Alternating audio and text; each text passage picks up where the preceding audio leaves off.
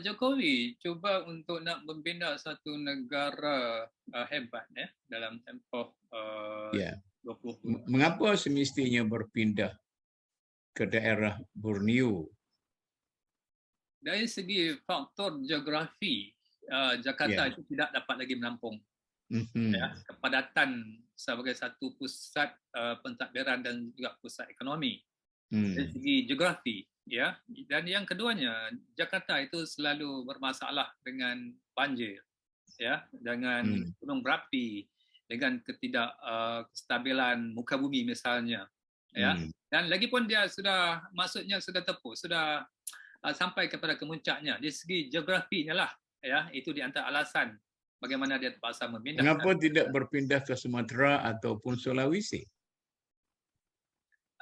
Itu dari segi kita boleh melihat dari segi aspek politik dan sebagainya. Dalam usaha untuk membina satu negara bangsa, bangsa Indonesia yang berpengaruh, dia mesti nak melihat satu center, ya, satu center yang seolah dia mengawal kedudukan Nusantara ini, ya.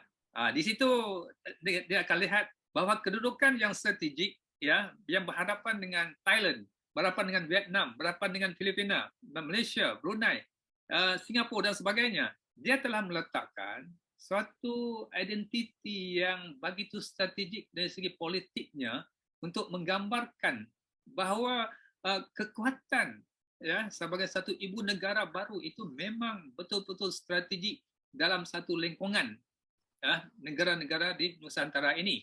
Jadi soal untuk nak menggambarkan Borneo itu tanah masih banyak ya, dengan terbinanya ibu negara baru itu dia dapat mengembangkan ya ekonomi, sektor ekonomi, pertumbuhan ya di Kalimantan misalnya. Dan Ya. ya, dan juga dia dapat dari segi kedudukan politiknya itu pun dia akan menjadi center ya, dia akan muncul sebagai suatu kuasa ekonomi baru ya. Jadi dalam tempoh 10 tahun nanti ya, Malaysia, Thailand dan sebagainya akan ketinggalan berbanding dengan apa yang divisikan oleh Jokowi ya, untuk membina satu negara yang besar ya dalam lingkungan dalam ASEAN ataupun di kawasan Nusantara itu. Jadi dari segi pertimbangan politiknya kita boleh melihat bahawa bagaimana kebijaksanaan Jokowi untuk meneroka satu idea baru ya, yang tidak selama ini berpusat kepada Jakarta sahaja ya. Jadi dengan wujudnya satu kota raya yang baru, satu bandar yang baru sebagai satu ibu negara, jadi ya kemungkinan jangka masa 10 ataupun 15 tahun lagi itu dia akan menjadi satu pusat tumpuan, pusat rujukan ya kepada perkembangan ya dari segi ekonominya, dari segi pendidikan dan sebagainya. Ya, jadi oleh kerana dia merupakan negara ibu kota yang baru, sudah semestinya dia memikirkan ya kriteria-kriteria sebagai suatu kota yang hebat ya, yang menjadi rujukan ya, seperti mana yang kita lihat di London pada suatu masa dulu ya. Jadi London itu bagaimana orang berkiblat ya dari segi kekuatan ekonomi, pendidikan. Jadi semua orang tumpu kat sana. Jadi Indonesia ini juga boleh mengambil contoh dari segi sejarahnya ya untuk membina dunia baru ya, dengan membina suatu kawasan yang paling strategik untuk dijadikan sebagai satu ibu kota yang baru. Ini tidak berarti bahawa Jokowi telah mengasaskan suatu gerakan untuk kembali kepada kerajaan Majapahit kembali atau Sriwijaya.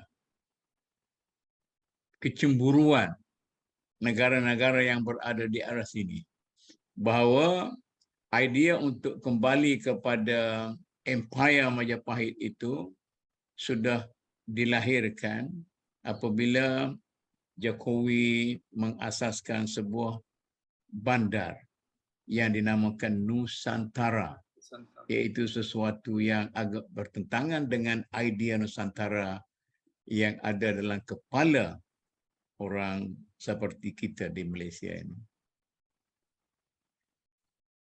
Maksudnya dalam politik ini, siapa yang cepat, siapa yang kreatif, siapa yang Hmm. berani, dia akan menguasai.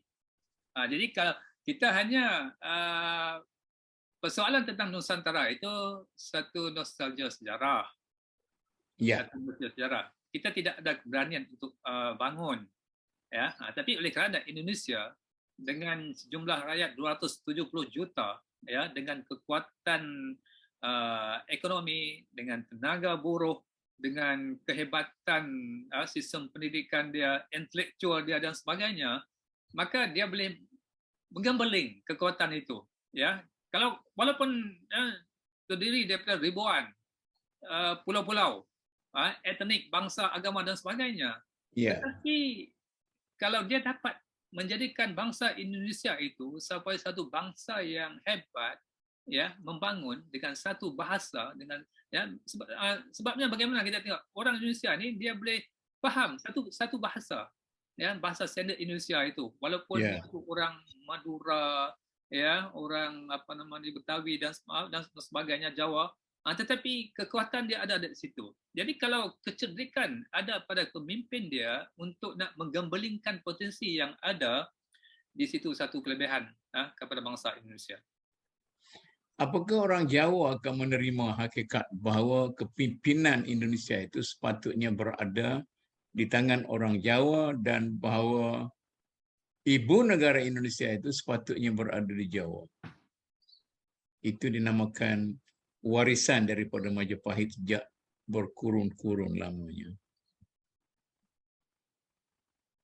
Kalau kita bernostalgia kepada sejarah, kemungkinan kita tidak berubah. Kita tidak dapat membina suatu pemikiran yang baru. Ya, kita berada pada nostalgia sejarah, yang mana nostalgia sejarah itu mengikat kita daripada terus ke hadapan. Jadi orang Jawa pun dia mesti melihat tentang perubahan-perubahan yang mereka tidak boleh lagi terikat dengan sejarah dulu. Kerana pada zaman moden ini, keperluan-keperluan manusia ini berbeza. Ya, dari segi ekonomi, dari segi pendidikan, dari segi cabaran-cabaran sains dan teknologi dan sebagainya.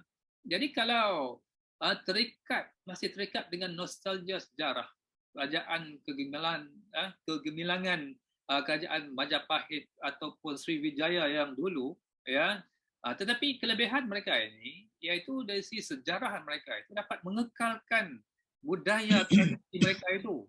Ya, jadi itu di antara kesan, ya, impaknya bagaimana jati diri, ya, mereka tentang budaya, ya, tentang seni, ya, tentang maksudnya nilai-nilai kesenian tradisional. Itu ya yang tidak terdapat pada bangsa kita ini, ya, ada pada kita pun kita terlalu longgar. Tetapi kalau kita melihat kepada model-model kesenian, ya, tiang, kita lihat lapangan terbang dia, kan, dia tidak moden seperti mana yang kita lihat ni di negara-negara yang lain.